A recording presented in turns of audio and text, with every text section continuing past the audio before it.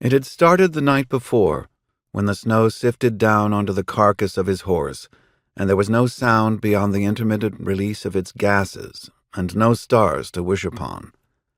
That's when he began to what-if it to death. Going back to the morning, kissing her face, and feeling the flutter of her eyelashes that, as he'd helped her from the saddle 2 hours later, were already icicling with frost.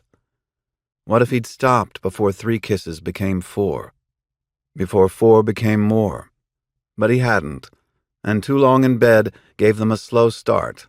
Their breakfast hurried, the Sunday edition of the Bridger Mountain Star outside the mudroom where the paperboy had tossed it. If he'd picked it up, he would have checked the back page for the weather. What kind of Montanan were you if you didn't keep an eye on the sky?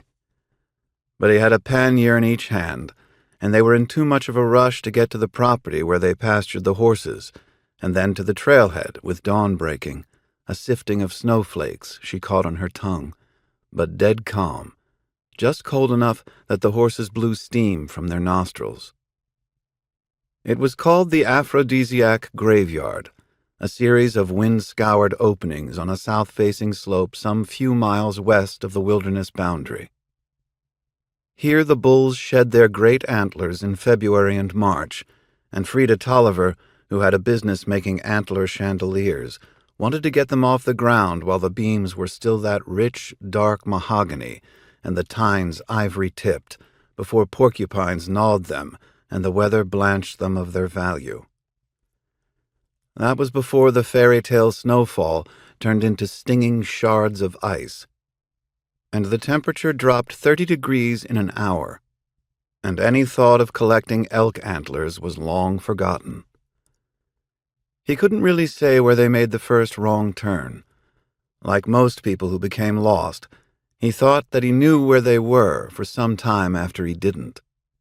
It wasn't just the visibility, which had dropped from 20 miles to as many yards, but the wind blew the snow into a sea of scallops, dulling colors and swallowing landmarks to the point where it might have been a different country, or rather, no country at all. A trail that he remembered as crossing a low saddle seemed to have vanished, along with the saddle, and they took another trail. This is it, right, Frida? And she shook her head yes, feeding into his confidence, willing it to be so. An hour of lying to themselves later, it became obvious that it wasn't. "I thought you were an Indian," he said, trying for a smile and failing. "Where the hell are we?"